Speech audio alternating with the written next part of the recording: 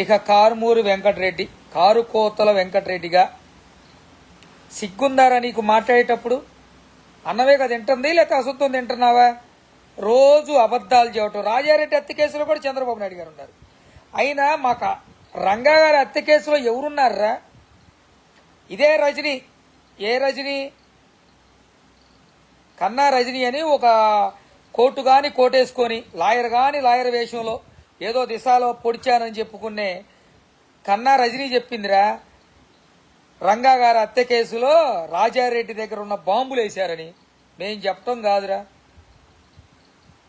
కారుమూరి వెంకటరెడ్డి నీకే చెబుతున్నాం. ఇప్పుడు మీరిచ్చిన డబ్బులతోనే బతుకుతుందా రజనీ? ఆ అమ్మాయే చెప్పింది. రంగా గారి హత్య కేసులో రంగా గారికి ఇప్పుడు మీ అందరికి తెలియదు ఏంటంటే, వెంకటరెడ్డి రోజు పదే పదే మాట్లాడితే వచ్చిందిగా, రాజశేఖర్ రెడ్డి హత్య చేపించాడనే కదా ఆనాడు అందరు చెప్పుకుంది. చరిత్ర అది, నువ్వు చెప్తే పోయేది కాదు వెంకటరెడ్డి. సిగ్గులేని మాటలు, కులాల మధ్య చిచ్చు. రాజారెడ్డి ఏమన్నా పెద్ద ఇదేంటి? రాజారెడ్డిని మీకు చంపించింది మేమా? చంద్రబాబు నాయుడు గారు నువ్వు చూసావురా? రేపొద్దు నీ మీద కేసు పెడుతున్నావు. నువ్వు అన్నీ ఏదో చూసినట్టు చెబుతున్నావు. ఆధారాలు కంపల్సరీగా తేవాలరా వెంకటరెడ్డి. మేము చెబుతున్నాం, రాజశేఖర రెడ్డి గారు హెలికాప్టర్ ప్రమాదంలో చనిపోయారు. మేము ఆ రోజు చంద్రబాబు నాయుడు గారు కూడా దాని గురించి మేము టెలికాన్ఫరెన్స్లు పెట్టాం. పాపం అని అనుకున్నాం, బాధపడ్డాం. కానీ జగన్ రెడ్డిలాగా సంతకాల సేకరణ పెట్టలేదురా వెంకటరెడ్డిగా. ఇంకా మాట్లాడతావు నువ్వు. 14,000 కోట్లు రాజధానిలో బరాబర్ చెప్తున్నావురా. రాజధానిలో ప్రతి ఇటుక ప్రతిది వరల్డ్ క్లాస్ రాజధానిగా ఉండాలనుకుంటున్నావురా కారుమూరి వెంకటరెడ్డి. మీ నాయకుల్లాగా ఎస్సీ ఎస్టీ మైనార్టీ సోదరులు తాటికొండ కాన్స్టెన్సీ ఎస్సీ రిజర్వ్ అవునులే ఎస్సీల మీద దాడి చేసిన చరిత్ర మీ కుటుంబాన్ని కారుమూరి వెంకటరెడ్డిగా. మీ నాయకుడు ఎస్సీలను అడ్డం పెట్టుకొని మైనార్టీలను అడ్డం పెట్టుకొని దోచుకోవటం దాచుకోవటం వాళ్ళ మోసం చేయటం తప్పితే రెండోది లేదురా కారుమూరి వెంకటరెడ్డి. ఎస్సీ రిజర్వ్లో ఉన్నటువంటి రాజధాని రైతులని 30,000 మంది రైతులు ఇచ్చిన త్యాగాలు, పొలం ఇచ్చి రాజధాని కోసం మన భవిష్యత్తు కోసం ఇచ్చిన పొలాలని అడవుల్లాగా పెంచారు కదా 2019-24 దాకా. కారుమూరి వెంకటరెడ్డి కళ్ళు కనపట్లేదురా? మేము అందరికి కూడా చెప్తున్నాం, 2019-24 చేసిన అప్పు కంట ఇప్పుడు చేసిన అప్పు కంట చాలా ఉందంట. సిగ్గులేదురా మీరు మాట్లాడటానికి? జగన్ రెడ్డి 2,000 ఇచ్చాడురా పెన్షన్, మేము 4,000 ఇస్తున్నాం. జగన్ రెడ్డి ఎక్కడన్నా ఒక్క రోడ్డు వేసాడురా? మేము రోడ్లు వేసాం. ఒక్క రైతుకి సబ్సిడీ ఇచ్చాడరా? మేము సబ్సిడీలు ఇచ్చాం. ఒక్క రైతుకైనా మేము అడుగుతున్నాం, 3,000 రూపాయలు 6,000 వేయటానికి సంవత్సరాలు గడిపేవరా కారుమూరి వెంకటరెడ్డి మీరు 2019-24 దాకా? మేము ఒకేసారి బరాబర్ 20,000 వేసాం రైతులకి. రైతులకి గిట్టుబాటు ధర కొంటున్నాం. ఇవన్నీ చేయడానికి డబ్బులు కావద్దురా? రాజధానిని అభివృద్ధి చేత నువ్వు అడవి పెంచితే మేము రాజధాని నువ్వు పెంచిన అడవిని శుభ్రం చేసి రైతులకు కౌలేసి ఇవన్నీ చేస్తే డబ్బులు అవ్వరా? అభివృద్ధి వైపు అడుగులేస్తున్నావురా. అభివృద్ధి చేసి చూపిస్తాం. మీలాగా రాష్ట్రాన్ని అతలాకుతలం చేయాల 2019-24 దాకా కారుమూరి వెంకటరెడ్డి. చరిత్ర తెలుసుకో. రోజు ఏడ చెట్టు పొదల్లో నీ ఫైనాన్షియల్ స్టేటస్ మాకు తెలుసు. అబద్ధాలు పదే పదే మాట్లాడితే మాడు పగిలిద్దిరా వెంకటరెడ్డి. ఈరోజు నువ్వేదైతే నిన్న మాట్లాడావో రాజారెడ్డి, రంగా గారి హత్య కేసు, ఇవన్నీ కూడా బరాబర్ సాక్ష్యాలు తేవాలి. నీ మీద కేసు ఫైల్ చేస్తాం. మీరు ఏది మాట్లాడినా చూస్తూ అయితే ఇంకా ఉండవు. ఇక ఆ కన్నా రజని నిన్నటి దాకా ఆమెకి ఏమీ కనపడలా. పవన్ అన్న మా కులపోళ్ళు ఇదే చెప్పింది.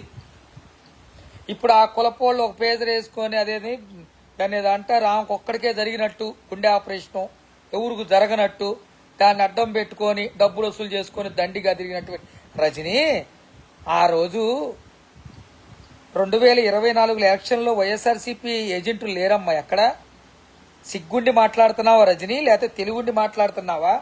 నల్ల కోట వేసుకొని అసలు నువ్వు రాకూడదు. ఏ నల్ల కోట వేసుకుంటే భయపడతావా? మేమేమన్నా నీకు అదే చెబుతున్నాం. నైట్ అంట ఎలక్షన్లో ఓట్లు వేస్తే ఎక్కడ పోయినా జగన్ రెడ్డి కలిసాడా? మరి ఇప్పుడు దాకా ఆడికి పోయావు? మరి అప్పుడే కేసు వేయచ్చుగా రజని. వైఎస్ఆర్సీపీ ఇచ్చిన కంటెంట్ మాట్లాడుకుంటూ వాళ్ళు ఇచ్చే డబ్బులతో ఇంటి గడుపుకుంటున్నావు చూసావా? నీకు అసలు ఎన్ని కేసులు ఉన్నాయి నీ గురించి చెప్తున్నారులే.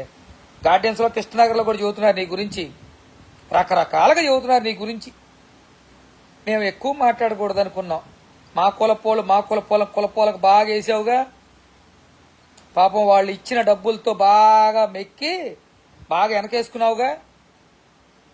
ఆ రోజు వైఎస్ఆర్సీపీ ఏజెంట్లు ఉంటారు, తెలుసుకో రజనీ. ఏదో లా చదివినంత మాత్రాన నువ్వు పెద్ద పిస్తావేం కాదు. రజనీని కూడా అడుగుతున్నాం, ఆ రోజు మీరు ప్రతి బూత్లో వైఎస్ఆర్సీపీ ఏజెంట్లు ఉన్నారు, వాళ్ళకు చూసే ఓటేశారు. అందుకనే మీకు 151కి 11 వచ్చినాయి, మాకు 23 నుంచి 165 వచ్చినాయి, 164. తెలుసుకో రజనీ. నువ్వేదో మాట్లాడితే రాత్రులే మారో, రేపు కూడా అదే మారదో. మాట్లాడే ప్రతి మాట ఆచితూచి మాట్లాడాలి. వైఎస్ఆర్సీపీ పేటీఎం బ్యాచ్కి కూడా చెప్తున్నాం, బయటకు వచ్చి ఏది పడితే అది మాట్లాడితే ఇంకా చూస్తూ ఉండం. మరీ ముఖ్యంగా చెప్తున్నాం సజ్జలగాడికి, సాక్షిలో కూర్చొని ఏది పడితే అది మాట్లాడితే కుదరదమ్మా అని చెబుతూ మర్యాదగా మాట్లాడటం నేర్చుకోండి. తప్పు మాట్లాడితే చట్టం తన పని తను చేసుకుంటూ పోతుంది. అబద్ధాలు పదే చెప్తే చట్టం తన పని అది చేసుకుంటూ వెళ్తుంది. మేము కూడా కేసులు పెడతాం. ఈ రోజు నుంచి రేపే కారుమూరి వెంకటరెడ్డి గారి మీద కేసు పెడతాం. వాడు ఏదైతే మాట్లాడాడో దాని మీద సాక్ష్యాలు తీసుకురావాలి. 2, సజ్జలగాడు భార్గవ రెడ్డి గారిని తక్షణం అరెస్ట్ చేయాలి. మేము కూడా డిమాండ్ చేస్తున్నాం. ఇప్పుడు సోషల్ మీడియాలో విచ్చలవిడిగా మా ఆడబిడ్డల మీద ట్రోలింగ్స్, ఆడబిడ్డల గురించి మాట్లాడటం. విడుదల రజనీకి కూడా చెప్తున్నా, మీది గొడ్డల పార్టీయే విడుదల రజనీ, మీది వెన్నుపోటు పార్టీయే విడుదల రజనీ. కాంగ్రెస్కు వెన్నుపోటు పొడిచాడు. రాజశేఖర్ రెడ్డిని ఎవరైతే చంపాడని ఆనాడు జగన్మోహన్ రెడ్డి మాట్లాడాడో, అంబానీ కుటుంబం చంపారని వాళ్ళనే తీసుకొని వచ్చి ఇంట్లో భోజనం పెట్టించిన గనుడు జగన్ రెడ్డి. వెన్నుపోటు పొడవలేదా? ఆ రోజు జగన్ రెడ్డి గతి లేకుండా గాలి తిరుగుతుంటే వాళ్ళ బాబాయ్ ఎంపీ త్యాగం చేసి వివేకానంద రెడ్డి గారు ఎంపీ పదవి ఇచ్చిన మాట నిజం కాదా? ఆయనకు వెన్నుపోటు పొడిచారు, గొడ్డల పోటు పడిచారు. మేం చెప్పట్లా, రాజశేఖర్ రెడ్డి గారి కూతురు షర్మిలారెడ్డే చెప్పింది. విజయమ్మకి కన్న తల్లికి వెన్నుపోటు పొడిచింది జగన్ రెడ్డి, సొంత చెల్లికి వెన్నుపోటు పొడిచింది జగన్ రెడ్డి, సొంత బాబాయ్ గొడ్డల పోటుకు గురి చేసింది జగన్ రెడ్డి. ఇవన్నీ కూడా నిజాలు. వెన్నుపోటు, గొడ్డల పోటు అసలు వైఎస్ఆర్సీపీ పార్టీ మీది కాదు. ఎవడో పెడితే దాన్ని లాక్కున్నారు, యువజన శ్రామిక పార్టీని. దానికి వైఎస్ఆర్ కాంగ్రెస్ పార్టీ అని పేరు. సిగ్గు శరం లేకుండా బతుకుతున్నారు. ఈరోజు మేము మరీ ముఖ్యంగా చెప్తున్నాం, ఈరోజు నారా లోకేష్ బాబు గారు ఏదైతే విద్యాశాఖ మంత్రిగా ప్రమాణ స్వీకారం చేశారో, బడుగు బలహీన వర్గాలు, ఎస్సీ ఎస్టీ మైనార్టీలు చదువుకునేది ఎక్కడండి? ప్రభుత్వ స్కూళ్ళల్లో. ఆ రోజు జగన్ రెడ్డి ఊరకు రంగులేసి డబ్బులు దోచుకున్నాడు తప్పితే ఇలాంటి రిజల్ట్స్ ఎప్పుడైనా వచ్చినాయా? టీచర్లని గౌరవించుకునే స్థాయిలో ఈరోజు నారా లోకేష్ బాబు గారు ఉన్నారు. లోకేష్ బాబు గారు ఆ టీచర్లందరినీ బాగా చూసుకుంటున్నారు కాబట్టే ఈరోజు ఫలితాలు ఆంధ్ర రాష్ట్రంలో ప్రైవేట్ స్కూళ్ళు పేపర్లో యాడ్లు వేయటమే చూసాం. కానీ ఫస్ట్ టైం నారా లోకేష్ బాబు గారి ఆధ్వర్యంలో ఎడ్యుకేషన్ పరుగులు పెడుతుంది.